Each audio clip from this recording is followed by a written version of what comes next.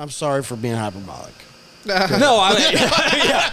Well, I'm sorry. Okay? I think we all do it on occasion, just because of the environment we operate in. I mean, the media is. The media headlines are the most hyperbolic. Fucking. It's all bullshit. So I want to ask about a political issue. I was leading to something. I'll pass it to you. I promise, Paul, because I know you have something probably interesting you want to say. Because we're talking about real issues, and I think something that's kind of to some of us might be trivial is tax. But if you're somebody that you feel and this is maybe what I want to appeal to. Some people feel that not trivial. Well, to me. Some people feel as if taxation's theft. That I absolutely perfect. So wholeheartedly. So if that's the case, and I mean, if a lot of people get on the same page and feel strongly that they're being stolen from, then I mean, at what point? What's an appropriate level to reach to protect your own property, for example, or whatever it's being stolen? In this case, taxation. It's the money. Like you're asking what we can do. What level's appropriate? Like, because we're saying how far should we go to it? Yeah. If you feel like it's theft. I mean, I don't think violence is the answer. Mm-hmm. I don't think destroying public or private property is the answer. I mean, if we really care about it, is to be as loud as possible. Yeah. I mean, if you're going to go out and protest, I respect people's ability to protest. I respect people that are willing to take the time and go stand out on a street corner and hold the signs. I'll admit, sometimes as I'm driving past, I'll talk a little bit of shit. I'm not perfect. But at the end of the day, like, I regret that you take I respect that you take your views seriously enough to at least do that. Fair. Do I think it's a American Revolution 2.0 time? I don't know if I'd go that far. Mm-hmm. But I do think it's something that needs to change. I think it's the most. What if Kamala got elected, for example? Would you feel more? I don't want to say radicalized, but maybe more open to a.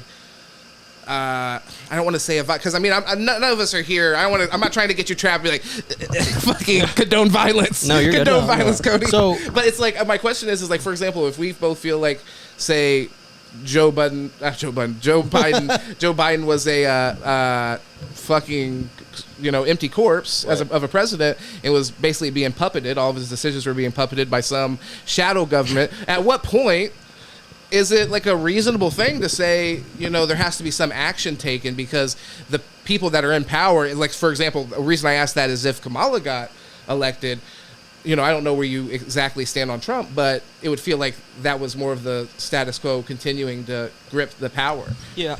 He wasn't my first choice. Sorry, go on. No, well, because I just don't want to forget, as far as that, I think what plays into that, which we didn't get since Trump won, was the whole it's rigged thing. I think that the social unrest got really loud because you have, honestly, I mean, the polls that come out of Republicans, a decent majority, like 30-something%, or I think it was in between 20 to 30% fully believed that the election was stolen. Yeah. And it's like, with the evidence being just a few thousand votes, like a few 10,000s of votes that were actually fraudulent, which happens through every election. And it's like, with this election, when Trump won, there was the little, like, where the left were like, hey, listen, it's kind of weird how Elon spent so much money, so much time in Pennsylvania working on AI systems, but we're not going to go to this whole, like, he stole the election. Well, so one thing I would say, too, is you mentioned votes. I think another big issue people took, which I'm not saying this constitutes evidence. I haven't seen evidence that would convince me that the election was stolen. But a lot of something that people are pointing to is that Biden received the most votes of like any president in the history of our country by like 20 million, which is or some substantial number. Like, it was not a small margin where it was like, okay, you could write that off. And I mean, I guess there wasn't a great explanation for why that was the case, and that leads to all this, conspiracy theories. But what if the explanation of that many people felt so, like, just so hell-bent on not allowing Trump to have that second term. And that could have been the case. That you got those votes, because really what happened was, it wasn't that 10 million less people voted in this election. 10 million less people voted for Kamala.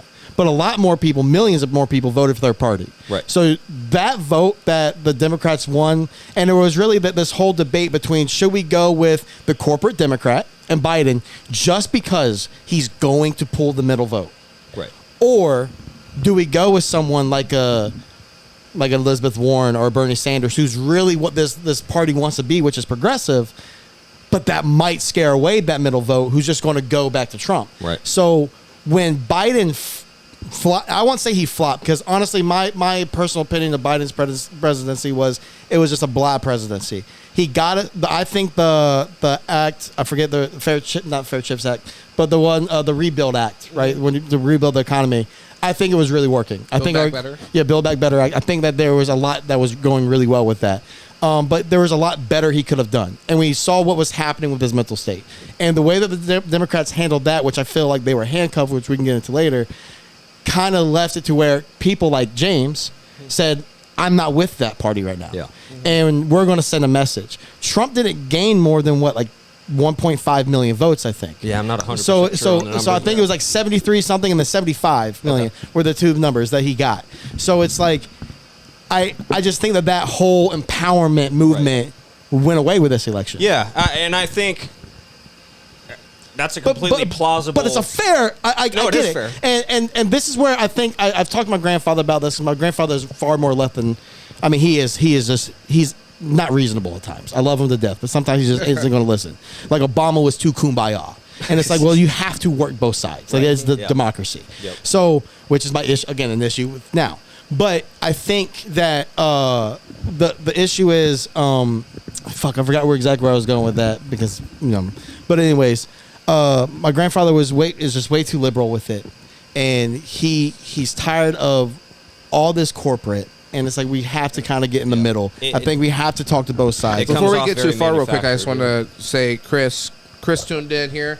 Shout out to you, man. This is, by the way, the live kind of angle is Chris Myler, because this is going to be a part of a bigger podcast. That's going to be remind me what I was stuff talking like about. that after the fact.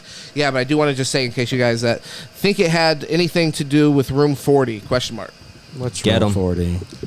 Get 'em. What's room 40? Oh, you're about to get hit with it. Yeah, I'm trying not to get Give burned. him a second. What's room 40? Let's see. But I just feel like Yeah, go ahead. You're good. I'll tell you if he says anything I else. would say another big thing is trust in all of our institutions is at an all-time low, Oh, that's and that true. includes the presidential election. Okay. We're losing trust in the media for good reason. The media blatantly lies, and because of the internet and the way, I mean, this type of scene, it can just be called out immediately. Like, this is bullshit. yeah. So people are losing trust in all of the experts and all of the leaders because they are not trustworthy. But I think that's a big part of it, and it's gonna lead. And I'm not saying that's an excuse for conspiratorial thinking, but I mean, it's certainly gonna help foster it when you don't trust your. No, 100%. But I feel like some of that mistrust is ill-guided, and again, like I in had regards this, to which so entity specifically. I feel I've had this issue with freedom of speech. It is so important to have freedom of speech, Exactly, yep. but it is so fucking dangerous to have freedom of speech. It That's is why so no one else has dangerous to ever have had it. freedom of press, because what's been going on, you can have, and this is what's bringing me back. So you can have so much shit going on, okay, but none of us get the same information. There's majority of what happens, we are shown two different sides. You're shown one side of the meeting with the South African president. Yeah. I'm shown the other part of that meeting with the South African president. I see Trump stumbling over words every day and messing up. You never see that same shit. No, I see that. But I'm hyperbolic. No, right? but I get going back your and point. forth. I get your point that there's two. and it's like, and that's always been Well, an there's issue. even more than two. It's basically all of us. It's all of have us, our own and kind then of like and then curated. you have a PBD. filter. Yeah, Yeah. and where's the distinction between someone's perspective and lies? Exactly. Fox what- News, when we were younger, their moniker, like their slogan was "Our version of the truth." That always blew my mind. Okay, but someone like PBD, he'll have his podcast and he'll bring someone like me on. Yeah. I'll never be able to get my point across because it's just going to be his panel barking over top of you and then just hitting you with. I disagree with that. All this. I've seen liberals go on there and tear them up. In my opinion. There have been some, but you have to be good. Like you have to be able to sit. Yeah, that's because, the case with any formidable person. It's like Piers Morgan stuff too. Like you have to go into something like that knowing it's going to be more combative than if you're hanging out with Theo Vaughn or like like it's going to be PBD. It's going to be more combative. When someone fact Piers checks, Morgan, like you're going to hear yelling and screaming within 2 minutes. He wants to get clips. 100%. Yeah. Trying to get clips. But when someone fact checks an Alex Jones, what's going to happen is you're going to have someone like me who goes, okay, well that was research done, and then you have other people who go, well, no. Can I reel this back into your original point though? Because your first statement got my mind going immediately, where you said you love free speech, you think it's important, but it's so dangerous. I want to kind of challenge that because there's the other end of that spectrum, and I would isn't that also dangerous? Like no free speech or 100% tethered free speech, isn't that also dangerous? So I mean, you have to have it. We have to make a value judgment here. As far as like what do we value as a country, and there's going to be setbacks to any decision we make. If we decide that we want some kind of authoritarian police state where nobody is allowed to voice their own opinion, you can have that, and then some things are going to be alleviated. Some COVID. some culture, some cultural issues. We have so many things we could debate.